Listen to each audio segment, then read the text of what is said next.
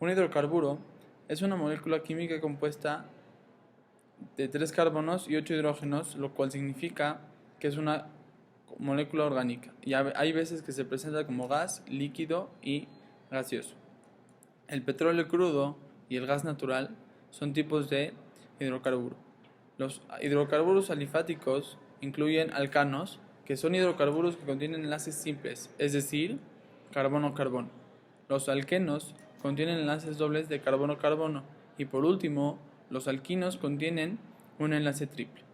En los hidrocarburos aromáticos, los alcanos están compuestos por carbono e hidrógeno y contienen enlaces simples de carbono-carbono y cumplen la fórmula general de CnH2n+2, donde n es el número de carbonos en la molécula, y dentro de estos hidrocarburos aromáticos alcanos existen los denominados alcanos de cadena lineal, que es en los cuales el carbono se enlaza de manera continua.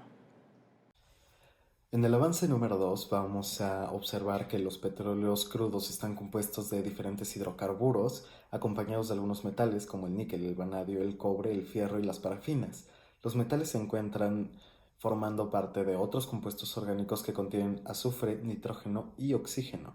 Los principales hidrocarburos presentes en el petróleo crudo son parafinas, que son hidrocarburos saturados con cadenas lineales, las cicloparafinas, que son igual estructuras saturadas pero en forma de anillo, y los aromáticos, que son hidrocarburos no saturados sustituidos por uno o más anillos de benceno. Después, la industria petrolera diferencia entre los compuestos parafínicos, que tienen poco azufre y da buenos aceites, pero gasolina de muy bajo octanaje, los nafténicos, que con alto contenido de azufre dan un rendimiento muy bajo, sin embargo cuentan con un muy alto octanaje, y los crudos intermedios, que tienen propiedades cercanas a la parafínica, pero tienen un alto contenido de azufre. Después, los productos refinados se separan del crudo por medio de destilación y se diferencian entre gas licuado, gasolinas, querosena, petróleo diésel y petróleos combustibles. Luego, los peligros para las aguas y para la ecología del planeta es que el petróleo, al ser derramado en un cuerpo acuoso, tiende a extenderse en una capa delgada y aceitosa de características impermeables, lo cual evita que el agua pueda continuar con su ciclo natural de evaporación, y esto lo que hace es que la retiene ahí y podría causar que se vuelva agua estancada, además de que disminuye la tensión superficial y destruye el plancton y los organismos flotantes al afectar su flotabilidad. Esto, como consecuencia, provoca que muchas especies acuáticas que viven de comer plancton y derivados no puedan realizar esta actividad y se vean también afectadas.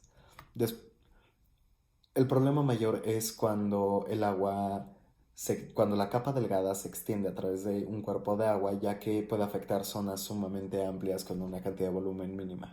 Las fuerzas intermoleculares son referentes a la interacción entre moléculas. Mantienen unidas las mismas de las sustancias covalentes, permitiendo que aparezcan en estado sólido o líquido.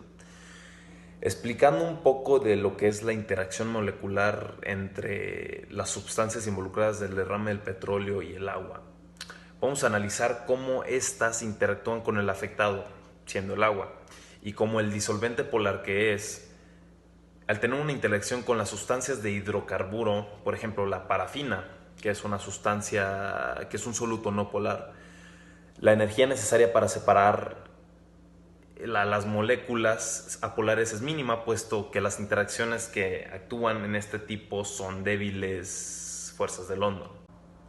Por el contrario, las interacciones que mantienen unidas las moléculas del agua son mucho más fuertes, porque estas moléculas son mantenidas por enlaces de hidrógeno, puentes de hidrógeno.